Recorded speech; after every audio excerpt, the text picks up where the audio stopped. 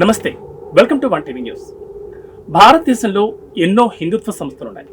VHP, RSS, Bajrang Dal లాంటి హిందూ సంస్థలు హిందూ సాంప్రదాయాన్ని కాపాడడం కోసం నిరంతరం శ్రమిస్తూనే ఉంటాయి. అయితే ఈ సంస్థల లక్ష్యాలేంటి, అవి వేటి కోసం పనిచేస్తున్నాయి? ఇలాంటి ఎన్నో ఇంట్రెస్టింగ్ ప్రశ్నలకు మనకు సమాధానం చెప్పడానికి సోషల్ యాక్టివిస్ట్ గడ్డం బసవరాజ్ గారు మనతో పాటు ఉన్నారు. వారిని అడిగి మరిన్ని వివరాలు తెలుసుకుందాం. నమస్తే అండి.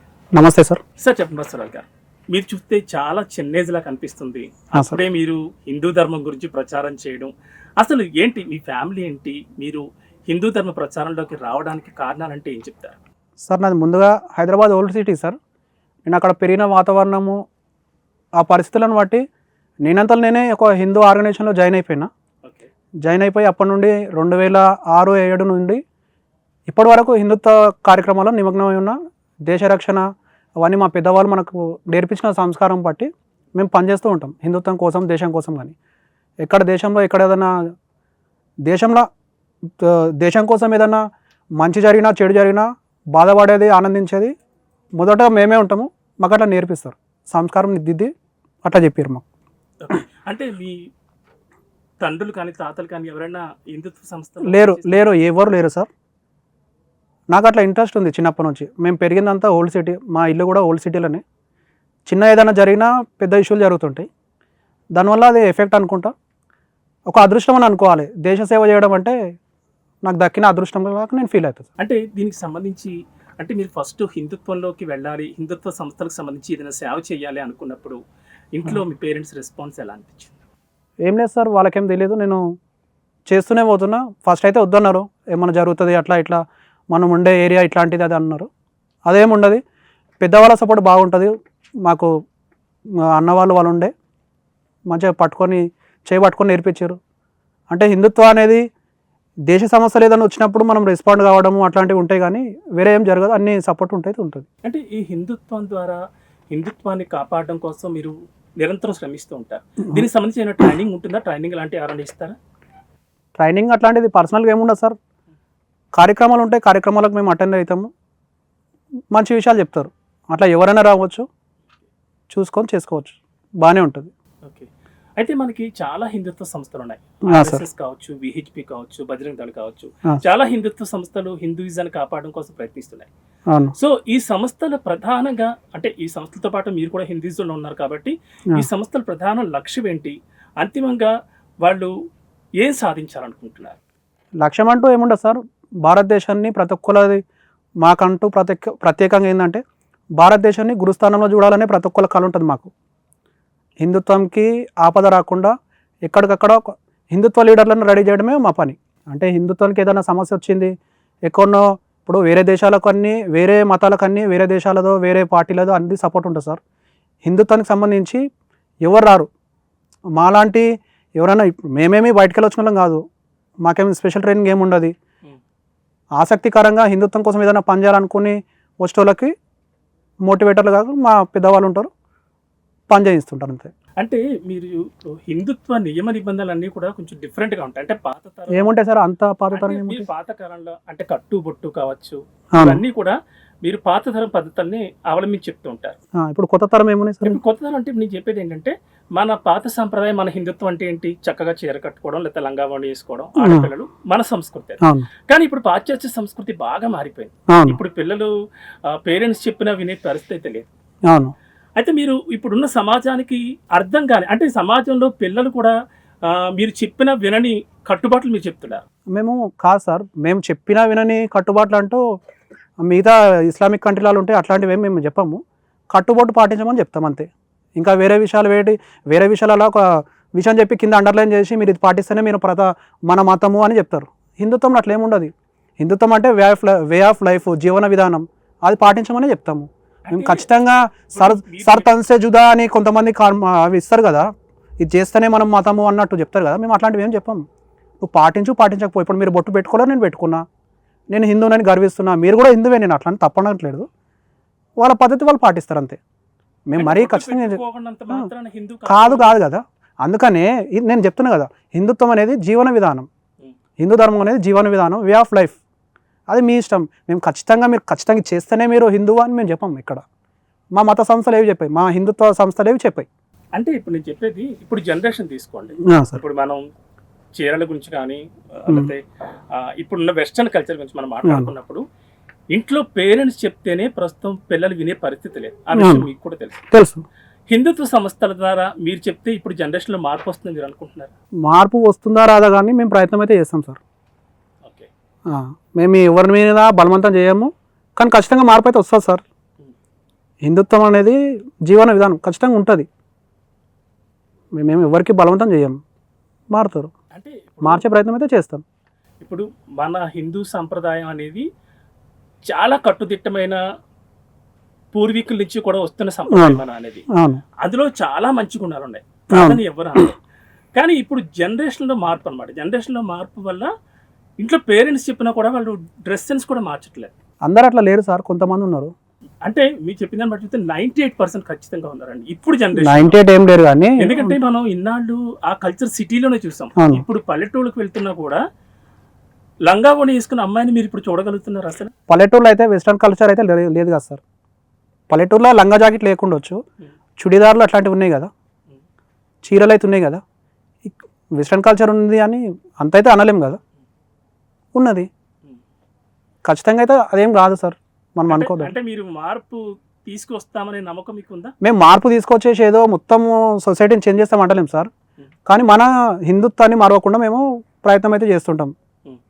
అదైతే ఖచ్చితంగా చేస్తాం. అంటే హిందుత్వం అంటే ఒక అమ్మాయి కానీ అబ్బాయి కానీ ఎలా ఉండాలని మీరు అనుకుంటున్నారు? ఇలా ఉండాలి, వాళ్ళు న్యాచురల్ రోజు సార్. మేము విదేశీ సంస్కృతికి వ్యతిరేకము అట్లా అంటలేను సార్. నేను ఆ విదేశీ సంస్కృతి మోజులో పడి మన కల్చర్ని మర్చిపోకుండా మేము చూసే బాధ్యత మాది, అది చెప్తాం అంతే. మేము అంటే మర్చిపోవట్లేదు కదా, ఇప్పుడు పండక్కి ఇప్పుడే మీరే అన్నారు, మీరేమన్నారంటే వెస్ట్రన్ కల్చర్లోకి వెళ్ళిపోతున్నారు అన్నారు, మీరేం మర్చిపోతలేరు అంటున్నారు. అంటే అలానే కాదు నేను చెప్పేది, సంవత్సరంలో ఒక్కసారి మన ఇండియా కల్చర్ని పాటించి మిగిలిన 364 రోజులు వెస్టర్న్ కల్చర్తోనే బతుకుతున్నారు. మరీ అంత ఏం లేదు సార్ మీరు అనుకుంటున్నారు అట్లా. అంటే మీరు సిటీలో ఎక్కడైనా చూడండి, యాక్చువల్గా మీరు అంటే నేను చెప్తున్నాను కాదు, మీరు సిటీలోనే ఉంటున్నారు కాబట్టి ఎక్కడైనా వెస్టర్న్ కల్చర్ తప్ప ఇండియన్ కల్చర్ అనేది ఎక్కడైనా మనం చూస్తున్నాం ప్రజెంట్ సిచ్యువేషన్లో. అట్లా ఏం లేదు సార్, ఉన్నది మనం అనుకుంటున్నాం కానీ మొత్తం సార్ మన ఇళ్ళలో కూడా మొత్తం టోటల్గా వెస్ట్రన్ కల్చర్ లేదు కదా. తల్లిదండ్రులు, అమ్మ నాన్న, వైఫ్, చీర ఉన్నది, మరీ మొత్తం అంతైతే కాలేదు. ఇంకా ఒకవేళ మీరు అలాగే కాదు సార్, అప్పటి వరకు మేము మా ప్రయత్నం చేస్తాం. అలాని కాదు, మీరు ఒకవేళ అలాగని కాదు మన ఇండియన్ కల్చరే మీరు పాటించాలని చెప్పినా కూడా ఇప్పుడు అమ్మాయిలు తిరగబడే రోజులు, వాళ్ళకి మహిళా సంఘాల సపోర్టు, మా బట్టలు మమ్మల్ని మాకు నచ్చినట్లుగా ఉండనివ్వరా అనే టాక్ కూడా వినిపిస్తాం. నేను అదే చెప్తున్నా సార్, వాళ్ళని మొత్తం మేము బలవంతం అయితే చెప్పాము మీరు ఇట్లనే ఉండాలని. ఇప్పుడు వాళ్ళే మీరే అంటున్నారు, వాళ్ళ పుట్టినరోజు కానీ వాళ్ళ ఇంట్లో మన పండుగలు కానీ ట్రెడిషనల్ టైంలో వాళ్ళంతా వాళ్ళే ముస్తాబై గుడికి వెళ్తున్నారు. వాళ్ళే, మేమేం చెప్పి తీసుకెళ్ళట్లేదు కదా, వాళ్ళ ఇంట్లోకి వెళ్ళి మేము అది చేయట్లేదు కదా, వాళ్ళ ఇంట్లో వెళ్ళి మేము చెప్పట్లేదు కదా, పాటిస్తారు అంతే. అలాగే విహెచ్పి, ఈ బజరంగ్ దళ్ కావచ్చు, హిందూ వాహిని కావచ్చు, హిందుత్వ సంస్థలు మనకు చాలా ఉన్నాయి.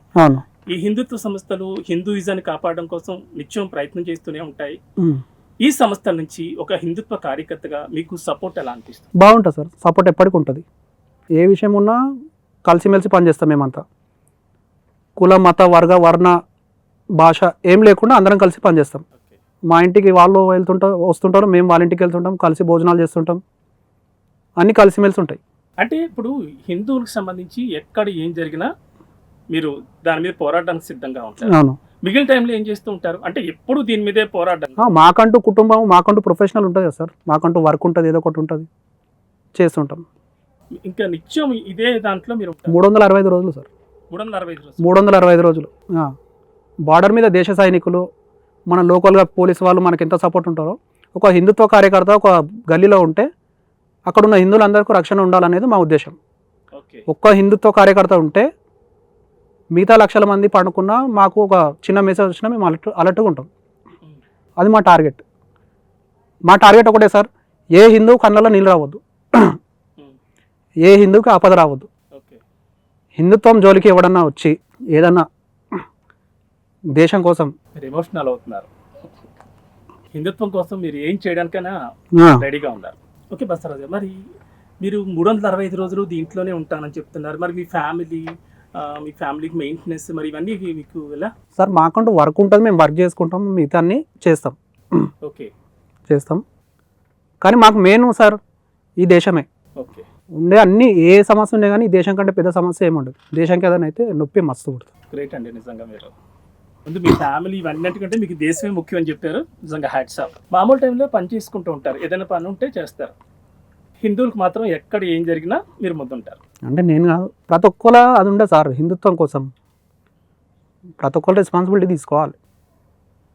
మాకు చెప్పే విధానం ఏంటంటే ప్రపంచ దేశాలన్నీ వేరే వేరే మతాలు ఉన్నాయి, భారత్ ఒక్కటే హిందూ దేశం.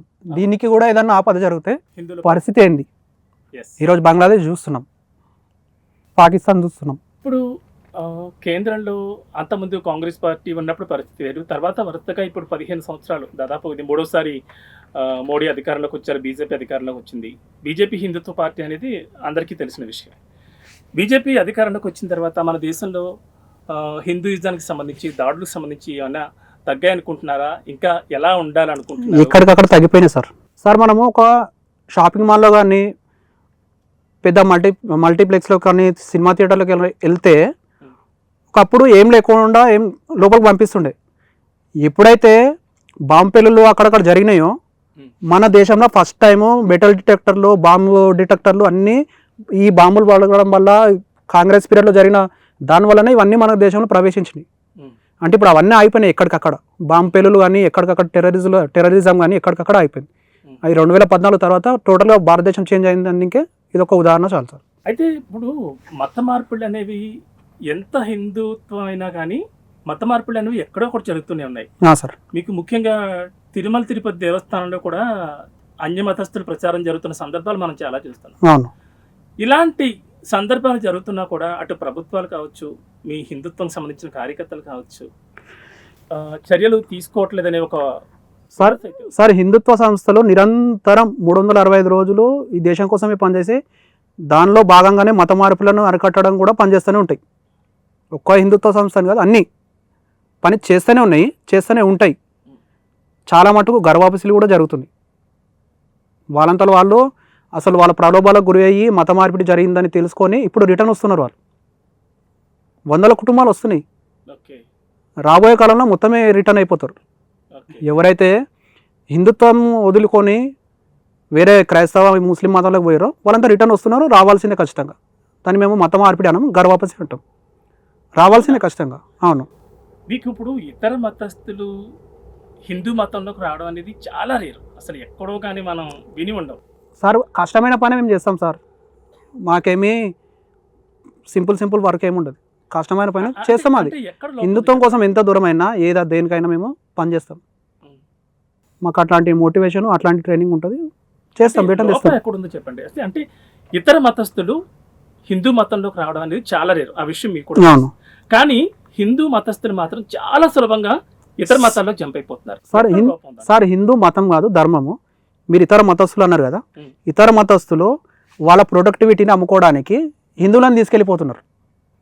వాళ్ళ ప్రొడక్టివిటీని అమ్ముకోవడానికి. హిందుత్వం అనేది తల్లిపాల లాంటిది, ఇతర మతస్థులు డబ్బాపాల లాంటివి. వాళ్ళు మార్కెటింగ్ చేసుకుంటున్నారు, మేము చేసుకోము. నేను ఇందాకనే చెప్పిన హిందూ ధర్మము వే ఆఫ్ లైఫ్, జీవన విధానం. మీరు ఎట్లన్నా బ్రతకండి అని మనం చెప్తాం కదా. ఈ దేవుడు కాకపోతే ఇంకో దేవుడు ఏంది అని వెళ్ళిపోతున్నారు. వాళ్ళని ప్రలోభాలకు గురి చేసి తీసుకొని వెళ్ళిపోతున్నారు. తప్పితే ఇక్కడ ఏదో జరిగింది, ఇక్కడ ఏదో లేదు, ఇక్కడ దేవుడు లేడు. సార్, దేవుడు అంటే ఒక నమ్మకం, ఒక పాజిటివ్ ఎనర్జీ. మీకైనా నాకైనా, నేను రాముని మొక్కగానే ₹1,00,00,000 వస్తాయి, లక్ష్మీదేవిని మొక్కనే వస్తాయి, మళ్ళీ వేరే దేవుళ్ళని జీసస్ని మొక్కుతూనే వస్తాయి, అన్ని ఆరోగ్యాలు నయమవుతాయి. ఇవన్నీ ట్రాస్ సార్. నేను కష్టపడితేనే నాకు వస్తుంది. అది నేను నమ్మాలి. నేను నా దేవుడు ఉన్నాడు అని పాజిటివ్గా నమ్మాలి. నా రాముడు, నా శివుడు, నా వెంకటేశ్వరుడు ఉన్నాడని నేను నమ్మాలి. కొంతమంది పాపం అమాయకులు ఉంటారు, వాళ్ళని తీసుకెళ్ళిపోతున్నారు. నన్ను మారమనండి. నా తాత ముత్తాతలు ఎంత సంపాదించారో అది రాసి ఇచ్చేస్తాను నేను. నన్ను మార్చుడు అనమాట మతం. అమాయకులను మారడం కాదు, నాలాంటి కార్యకర్తను మారమనండి. అయితే ఎవరైతే మీరు అన్య మతస్థులు ప్రలోభాలకు గురి చేస్తున్నారు, అదే అన్య మతస్థులను మీరు ప్రలోభాలకు గురి చేసి హిందూయిజంలో తీసుకురాగలరా? ఇంపాసిబుల్. అది నేను ఏమంటున్నా సార్, లోపం కాదు వాళ్ళకు.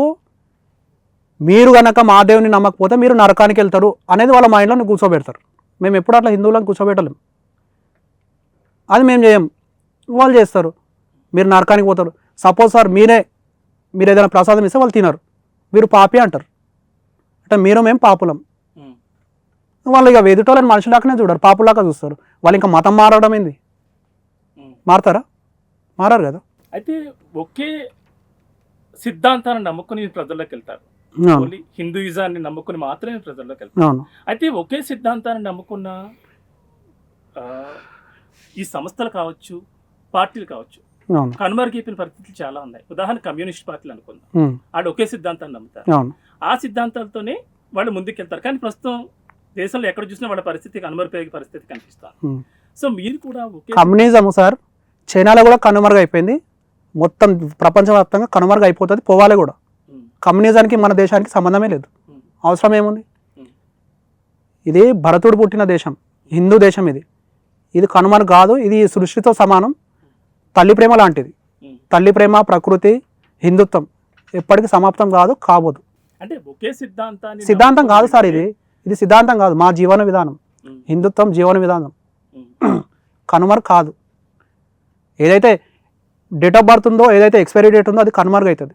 ఇది మా సిద్ధాంతం కాదు. అది హిందుత్వము ఎప్పటికీ నిత్య నూతనం, ఎప్పటికి ఉంటుంది సార్, ఖచ్చితంగా. బసవరాజు గారు, ఇప్పుడు హిందూ సంస్థలు అభివృద్ధి చెందిన వాటిని తిరోగమన స్థానంలోకి తీసుకెళ్తాయనే ఒక మాట అయితే ఉంది.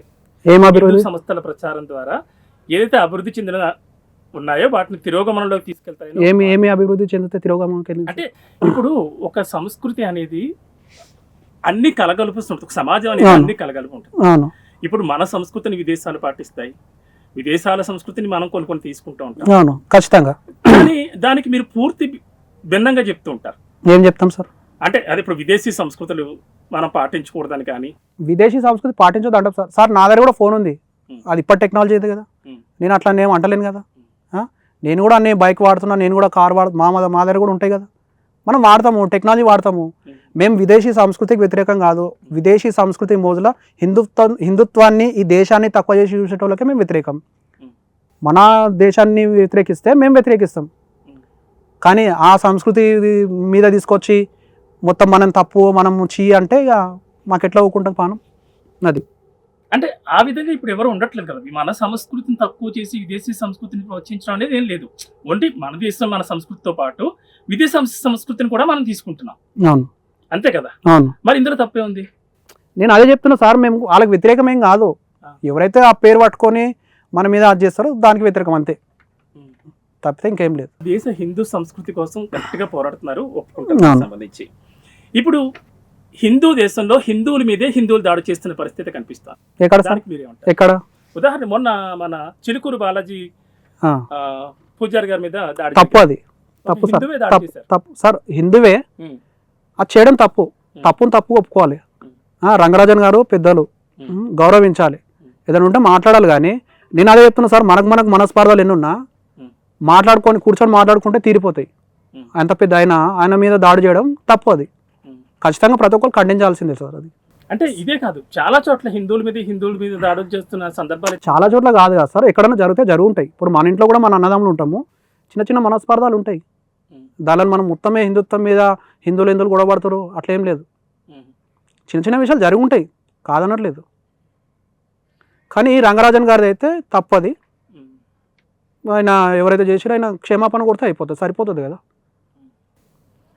చేయొద్దు అట్లాంటిది. మనకి బాగా హైలైట్ అయింది అఘోరి, మీకు ఐడియా ఉంటుంది. తెలుసు. ఆమె కూడా హిందుత్వం గురించే పోరాడుతున్నాను, నా హిందూ ధర్మం కోసం నేను పోరాడుతానంటూ కూడా ఫస్ట్ లో చాలా చాలా హైలైట్ అయింది. కానీ క్రమేపీ తర్వాత ఆమె ప్రవర్తన కావచ్చు, ఆమె కావచ్చు, యూట్యూబ్ లో ఆమె వీడియోస్ చూసిన తర్వాత జనాలు ఆమె మీద రివర్స్ అయిన సందర్భాలు కూడా మనం చూస్తున్నాం. అలాంటి వాళ్ళకి మీరేం చెప్తారు? సార్ నేను చెప్పేంత పెద్దోని కాదు, కానీ వాళ్ళకి తోచింది వాళ్ళు ఏదో చేద్దాం అనుకుంటున్నారో ఏదో, కానీ ఒక మంచి పద్ధతి ఏదైనా కానీ ఒక మంచి పద్ధతిలో ఉండి జనాలకు నచ్చే విధంగా చెప్తే ఒక్కొక్కరికి ఒక్కొక్క పద్ధతిగా చెప్పాలనుకుంటారు, చెప్తే అయిపోతుండే, అందులో ఏం లేదు.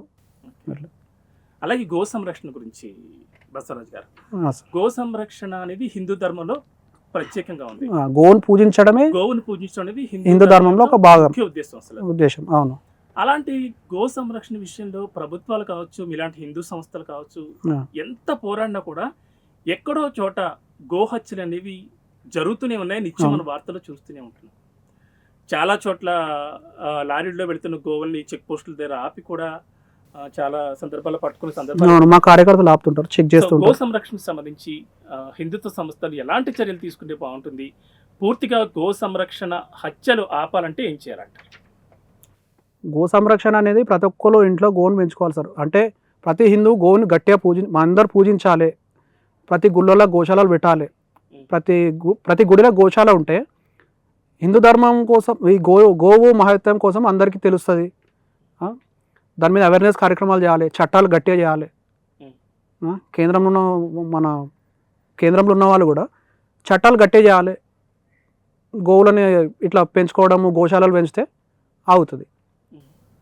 అంటే మీకు ఇక్కడ అబ్జర్వ్ చేస్తే అది చేసేది కూడా హిందువులే. చాలా మటుకి హిందువులు అవి పాలిచ్చే వరకు ఉంచుతారు, అవును, తర్వాత వాటిని విక్రయించేస్తున్నారు. అవును, అవి ఎక్కడికి వెళ్తున్నాయి? కబడ్డీలకు తరలించేస్తున్నారు. అవును. అది చేసేది కూడా హిందువులే. అలాంటి వాళ్ళకి సార్ అది ఉద్దేశపూర్వకంగా హిందువులని వాళ్ళు ఏం చేయరు.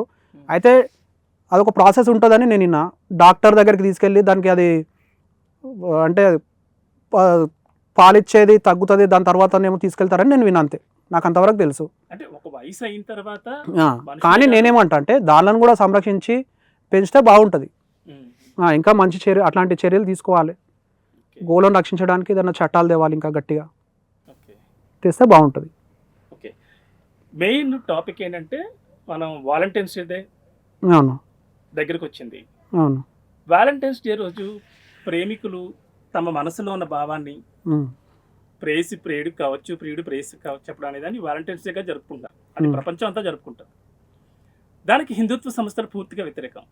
మీరు ప్రేమకు వ్యతిరేకమా, ప్రేమికులకు వ్యతిరేకం? మేము హిందుత్వ సంస్థలు అట్లాంటివి ఏముండయి. ప్రేమకు వ్యతిరేకం అనేది అసలే ఉండదు. ప్రేమకు ఫుల్ సపోర్ట్ ఉంటుంది సార్. ఎక్కడైనా నిజమైన ప్రేమకు ఎక్కడైనా సపోర్ట్ ఉంటుంది. 364 రోజులు ఇంట్లో ఉండి 365వ రోజు వ్యాలంటైన్ డే అని బట్టలు చింపుకొని రోడ్ల మీద పార్కులలో విచ్చలవిడిగా ప్రవర్తిస్తే అది వ్యతిరేకం. అది సార్ మన ఇంట్లో వాళ్ళతోనో మన చిన్నపిల్లలతోనో మనం పార్క్కి వెళ్తే అక్కడ అసభ్య కార్యక్రమాలు జరుగుతుంటాయి. మనం అక్కడ నిల్చుంటామా? పబ్లిక్ ప్లేస్లో వచ్చి వ్యాలంటైన్ డే అని చేసి పిచ్చి పిచ్చి లెక్కలు చేస్తే ఆ సమాజంకి ఏం మెసేజ్ పోతుంది సార్? మేము దానికి వ్యతిరేకమే. సమాజం బాగుండాలని కోరుకుంటాం, కానీ వీళ్ళు ఇట్లా వచ్చి చేసుకోవాలి, ఇది ఎంత చేయాలని మేము ఎంకరేజ్ చేస్తాం. మేము ఎందుకు ప్రేమకు వ్యతిరేకం సార్? మేము ప్రేమకు ఎందుకు వ్యతిరేకము? మీరేదో విలన్లలాగా హిందుత్వ కార్యకర్తలని, హిందుత్వ సంస్థలని, హిందుత్వ లీడర్లని మీరు చూపించి మిగతా ఛానల్స్ అట్లాంటివి చేస్తాయి, తప్పు సార్ అది. మేము హిందుత్వం సంబంధించిన వాళ్ళము మంచిగా ఉండండి అని చెప్తాం, కానీ అట్లాంటివి అని మేము ఎంకరేజ్ చేయము. ఎవడో పరాయి దేశానికి సంబంధించిన వ్యాలంటైన్ పేరు మీద మనం ఇక్కడ వ్యాలంటైన్ డే చేసుకోవడం ఏంది? మన కల్చర్ ఏంది, మనమేంది? ప్రపంచానికి కట్టుబొట్టు చీర అన్నీ నేర్పించింది మనమైతే ఇట్లాంటి పిచ్చి పిచ్చి కార్యక్రమాలు ఏందని మేము చెప్తాము, మోటివేట్ చేస్తాము. వినేటోళ్ళు వింటారు, అంతే. అంటే ఇప్పుడు 365 రోజుల్లో వాలంటైన్స్ డే అనేది ఒక్కరోజు. అవును, ఆ ఒక్కరోజు మీరు చర్యలు తీసుకుంటున్నారు, హెచ్చరిస్తున్నారు, మేము పెళ్లి చేస్తామంటారు బజరంగ దళ కార్యకర్తలు అయితే. మరి మిగిలిన 364 రోజులు కూడా ఇదే పరిస్థితి నడుస్తుంది సార్. మీరే అంటున్నారు 364 రోజుల తర్వాత 365 రోజు ఒక్కరోజు చేసుకుంటే ఏంది అని. ఆ ఒక్కరోజుకే వీళ్ళంతా ఎందుకు ఇంపార్టెంట్ ఇవ్వాలి సార్? ఇప్పుడు ఇంతకుముందే ఫిబ్రవరి 14 రోజు పుల్వామాలో అటాక్ అయింది. మన దేశ సైనికులు విరమరణం పొందారు. మరి వాళ్ళ కోసం వీళ్ళకేం సోషల్ రెస్పాన్సిబిలిటీ లేదా? అంటే వీళ్ళ లవ్ ఇదేనా? మన దేశం కోసము 365 రోజులు వాళ్ళు బార్డర్ మీద నిలబడి వర్షానికి, ఎండకి, చలికి టీ తాగాలంటే గడ్డ కడతారు సార్ వాళ్ళు. అట్లాంటి మన ఆర్మీ జవాన్లు పుల్వామా అటాక్లో చనిపోయారు. మళ్ళీ వీళ్ళకి సోషల్ రెస్పాన్సిబిలిటీ కనీసం వాళ్ళ లవర్కి ఇచ్చే ఒక్క పువ్వు అన్న తీసుకెళ్ళి వాళ్ళ ఫోటో దగ్గర పెట్టి నివాళులు అర్పిస్తారా వీళ్ళు? చేస్తారా? మేము అది సార్, అది ఖచ్చితమైన ప్రేమ అంటే అది. అట్లాంటి ప్రేమ మేము కోరుకుంటాం. అంటే ప్రేమించిన వాళ్ళకి లేని బాధ, వాళ్ళ పేరెంట్స్ లేని బాధ మీకెందుకని ప్రేమికులు ప్రశ్నిస్తారు? మేమెందుకు బాధపడతాం సార్? చేసుకోమనండి ఇంట్లో. వాళ్ళ ఇంట్లోకి లేదు కదా బాధ, మరి వాళ్ళ ఇంట్లోనే చేసుకోండి. అట్లాంటి చేస్తాం సార్. ఈ దేశ సంస్కృతికి వ్యతిరేకంగా ఈ ఇద్దరిని చూసి ఇంకా 20 మంది పాడు కాకుండా మేము హెచ్చరిక చేస్తాం ఖచ్చితంగా. మా హిందుత్వ సంస్థలు, హిందుత్వంకి సంబంధించిన మా మేమైతే ఏదైతే కోరుకుంటున్నామో తప్పు చేద్దాం చెప్తాం. మీ వల్ల దేశం నాశనం అవుతుంది. సమాజం నెక్స్ట్ జనరేషన్కి మీరు ఏం నేర్పిస్తున్నారు? నెక్స్ట్ జనరేషన్ ఇట్లానే తయారు కావాలని ఒక వ్యాలంటైన్ డే కోసం అని ఏదో అని సరే వీళ్ళు వ్యాలంటైన్ డేకి ఇంత ఇది చేస్తున్నారు కదా, అమ్మాయిల మీద అఘాయిత్యాలు జరిగినప్పుడు, అమ్మాయిల మీద అట్లాంటివి జరిగినప్పుడు వీళ్ళంతా ఎక్కడికి వెళ్తున్నారు? వీళ్ళు నిజమైన ప్రేమికులు కదా, అరే తప్పురా బాబు ఇది తప్పు, ఇది ఎట్లా ఎందుకు చేస్తున్నారు అని చెప్పొచ్చు కదా. మరి వీళ్ళంతా ఎక్కడ వెళ్తున్నారు? వీళ్ళంతా వీర ప్రేమికులు కదా, వ్యాలంటైన్ డేకి బయటకు వస్తారు కదా. అంటే ఇప్పుడు మీరు వ్యాలంటైన్స్ డే రోజు ప్రేమికులకు అది తప్పు అని చెప్పడం వేరు, కానీ మీరు డైరెక్ట్ గా బజరంగ దళ కార్యకర్తలు చాలా మంది తాళిబట్లు తీసుకెళ్లి స్పాట్ లోనే వాళ్ళకి పెళ్లి చేయడం ఎంతవరకు? ఎక్కడ సార్ అది ఎక్కడ జరిగింది? చాలా సందర్భాలు ఎవ్రీ ఇయర్ చూస్తున్నారు సార్. అది జరగలేదు, అది ఎప్పుడో ఒకప్పుడు కొన్ని 20 ఏళ్ల కింద ఎవరో చేసి ఉంటారు. కానీ ఫస్ట్ అయితే బజరంగ దళ అని కాకుండా వేరే హిందూ ఆర్గనైజేషన్ అయినా బజరంగ దళ అయినా ఫస్ట్ వాళ్ళకు క్లాస్ మోటివేట్ చేస్తారు. ఈ తప్పురా బాబు, ఏమన్నా మీకు ప్రేమించుకొని పెళ్లి చేసుకోవాలనుకుంటే మీ అమ్మ నాన్నలకు చెప్పండి, ఇట్లా పిచ్చి పిచ్చికి ఎందుకు చేస్తున్నారు దొంగచాటుగా చెప్తారు. కౌన్సిలర్, ఒక ఫ్యామిలీ కౌన్సిలర్ ఉంటారు, కౌన్సిలింగ్ ఇస్తారు వాళ్ళకి, కౌన్సిలింగ్ ఇచ్చి చెప్తారు. కానీ పెళ్ళిళ్ళు చేయరు ఎక్కడ. మీకు విధానం తప్ప. మీకు విన్నారో లేదు కానీ కొన్ని సందర్భాల్లో మేము అన్న చెల్లెళ్ళు అని చెప్పినా కూడా వినకుండా హిందుత్వ కార్యకర్తలు మా మీద దాడి సార్ వాళ్ళకు హిందూ చాలా సరే హిందుత్వ కార్యకర్త అని ట్యాగ్లని వేసుకుంటుండొచ్చు, కానీ ఆయన ఏది ఒకసారి అట్లాంటిది ఉంటే ఏ ఆర్గనైజేషన్లు ఉన్నారు, ఏ మత హిందూ సంస్థలు ఉన్నారు, ఏ పోస్ట్ ఉంది అని అడగాలి. అట్లాంటి వాళ్ళని మీరు హైలైట్ చేస్తే అది ఇతర సంస్థలకు కూడా వర్తించదు కదా. అరే దీనిలో ఉన్నోళ్ళు ఇట్లా చేయలేరు అని అందరికీ తెలుస్తుంది కదా. ఎవరో చేసి ఉండొచ్చు, వేరే సంస్థ పేరు వాడుకుండొచ్చు. సరే చేసి ఉంటే డైరెక్ట్ సంస్థ పేరు చెప్పి ఉంటాడు ఆయన, చెప్పలేడు అంటే ఎవరు అనామకుడు అయి ఉండొచ్చు కదా, హైలైట్ కనుక చేసి ఉండొచ్చు కదా. అంతే కదా సార్. ఏమైనా సార్ ఇంకొకటి వేరే ఏదైనా మా ఆర్గనైజేషన్లు ఉంటే మేమేం దొంగచాటు చేయం, ఏదైనా చేయాలంటే డైరెక్ట్ చేస్తాం. వాళ్ళ ఇద్దరికి ఇష్టం లేకపోతే పెళ్ళి మేము ఎవరు ఎందుకు చేస్తారు? తల్లిదండ్రులే చేయరు సార్, సొంత తల్లిదండ్రులే ఇష్టం లేని పెళ్లి చేయలేరు ఇట్లాంటి పరిస్థితుల్లో. ఒక హిందూ సంస్థలు చేసిన అంటే మీరు ఎట్లా నమ్ముతారు? అవునా కదా. అంటే హిందూ సంస్థల మీద ఆ బ్యాడ్ టాక్ అయితే కాదు, మాకు పడనోళ్ళు ఉంటారు సార్, ఎవరో చేసి ఉంటారు. మీరే బ్యాడ్ టాక్ అంటున్నారు, ఎవరో చేసి ఉంటారు. మంచి చేస్తున్నారు, మీరు పడినోళ్ళు ఎవరు ఉంటారు అసలు? యాక్చువల్గా మీరు చేసేది మంచి పని, అవును అవును, మీరు పడినోళ్ళు ఎవరు ఉంటారు? ఇందాక మీరే అన్నారు కదా సార్, విదేశీ సంస్కృతి అది ఇది అన్నారు కదా. కొంతమంది ఉండొచ్చు, ఆ విదేశీ శక్తులు ఉండొచ్చు, మేము చేసే మంచి పని నచ్చదేమో.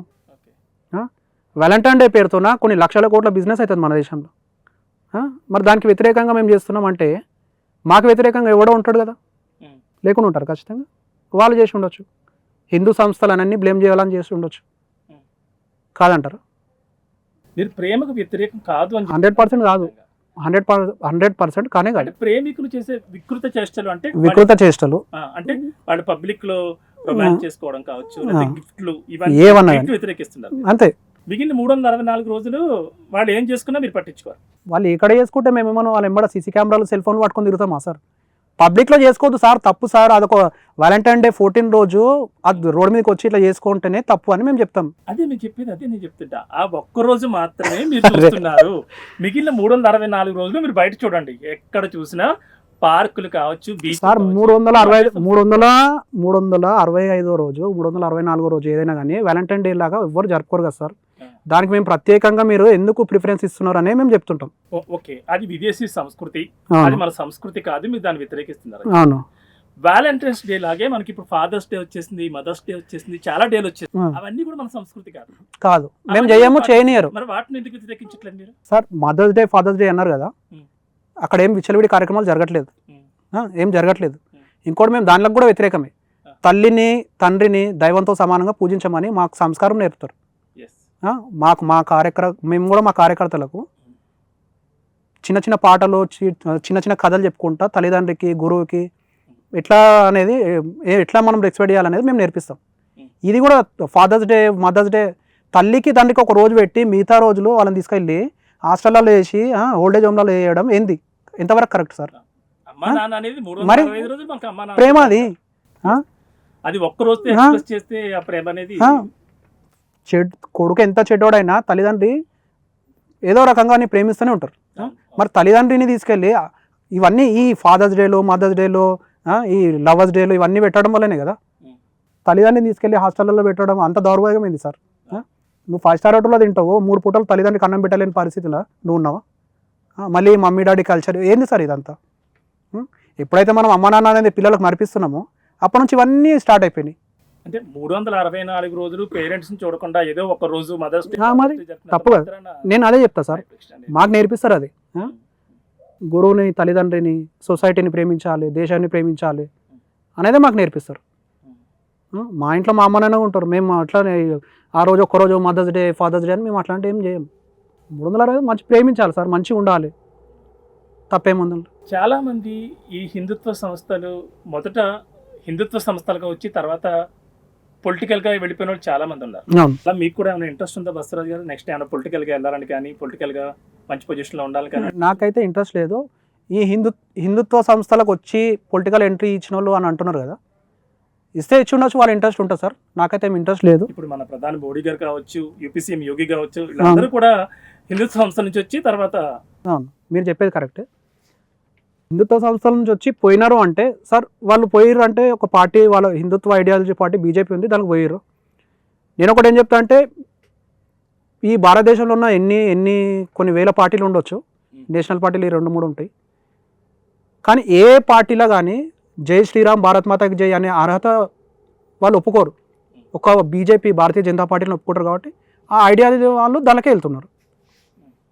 వేరే ఏ పార్టీలు కానీ హిందుత్వం అనే నినాదం, జై శ్రీరామ్ అనే నినాదం, భారత్ మాతకి జై అనేది, వందే మాత్రం అసలే అన్నది వాళ్ళకి అది కమ్యూనల్. వీళ్ళకి ఇది నచ్చింది కాబట్టి వీళ్ళు వెళ్ళి ఉండొచ్చు, ఇంకా వేరే వాళ్ళు కూడా ఉంటే పోతారొచ్చు, అంతకుమించి ఏముండదు. నాకైతే పార్టీ మీద ఏ ఇంట్రెస్ట్ లేదు. ఇప్పుడు పార్టీలోకి వెళ్ళాలి అట్లాంటిది ఏం లేదు, పొలిటికల్ ఎంట్రీ అయితే ఏం లేదు. ఉంటే ఖచ్చితంగా అయితే బీజేపీ ఉంటుంది సార్. ఎందుకంటే ఈ దేశంకి జై కొట్టని పార్టీ నేను పోను, ఈ ధర్మానికి జై కొట్టని జై శ్రీరామ్ అనే పార్టీకి నేను పోను. కూలి పని అన్నా చేసుకొని బతుకుతా, కానీ వేరే పార్టీలకు ఎంట్రీ ఇచ్చేది లేదు. ఇటీవల కాలంలో బసవరాజు గారు మనం చాలా చోట్ల చూస్తున్నాం, హిందూ దేవాలయాలపై దాడి అనేది మనం చాలా చోట్ల చూస్తున్నాం. కానీ ఏదో ఆ 4 రోజులు హడావుడి చేయడం, మీడియా హడావుడి చేయడం, తర్వాత మళ్ళీ మర్చిపోవడం, మళ్ళీ హిందూ దేవాలయం మీద దాడి జరగడం అనేది, ఎందుకంటే మేము హిందువులం కదా సార్, రెగ్యులర్గా జరుగుతుంది. మేము హిందువులం కదా, ఇట్లనే జరుగుతుంది.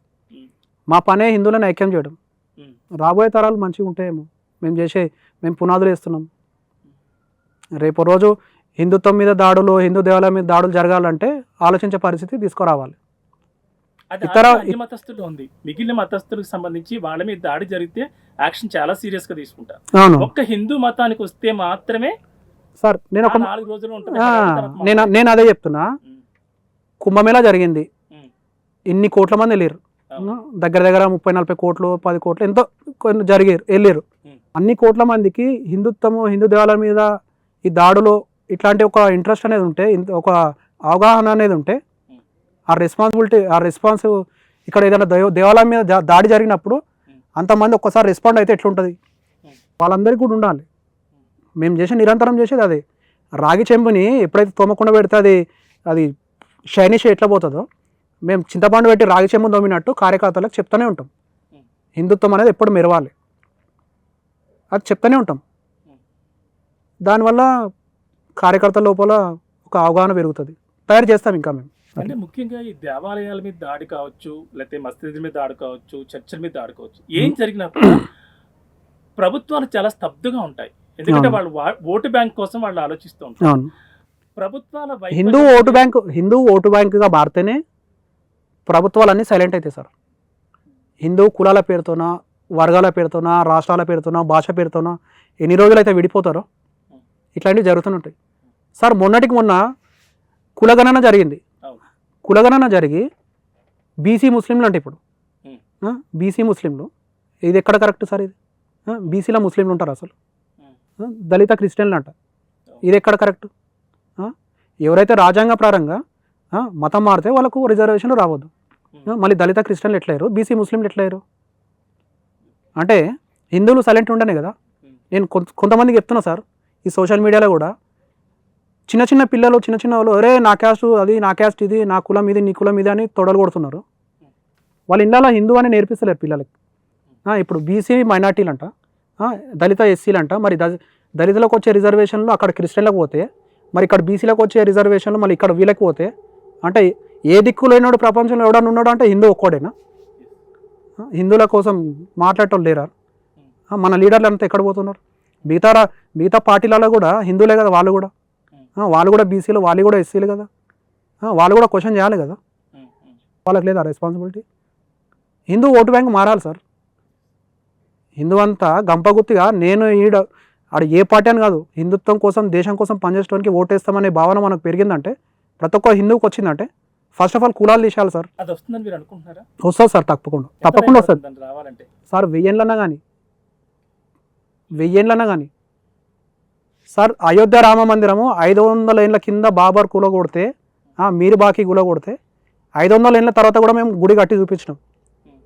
ఒక హిందుత్వ సంస్థలు, ఒక దేశభక్తి కలిగిన హిందుత్వ లీడర్లు అనుకుంటే ఖచ్చితంగా గత 500 ఏళ్ళ నుంచి మొన్నటి వరకు సంఘర్షణ చేస్తే రామమందిరం నిలబడ్డది.